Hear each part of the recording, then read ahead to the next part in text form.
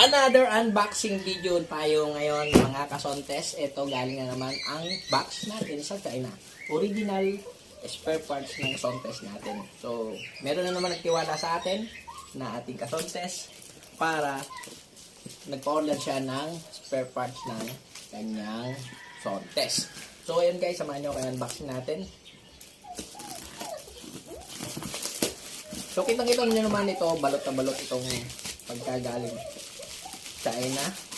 So, dumating ito ng mga 15 days guys, 15 to 30 days. Depende sa parts ng sontes natin.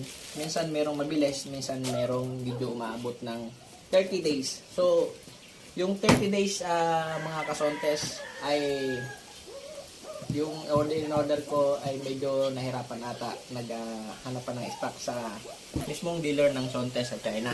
So ito, inabot lang ito ng 15 days, dumating na sa atin. At i-check ko muna bago ipadala sa inyo ng mga umorder. O, ayan. In-check. In-check guys. So, kita natin parang binuksan. Binuksan po ito ng ating carrier galing China. Pine-check nila yung laman sa loob. So, titingnan natin. Ayan. Napakaganda ng talagang. So, ito, makikita natin na talagang sontes to. Naputol lang yung N. Sontes. So, ayan. Galing talaga to sa sa dealer sa sontes. So, itong in-order ng ating kasontes ay clutch assembly to mga kasontes. So, isang buo na. Isang buong clutch assembly. So, sinamahan din niya ng ito yung sa gilid ng clutch. So, gasket. Sinamahan din niya ng gasket. So, ayun.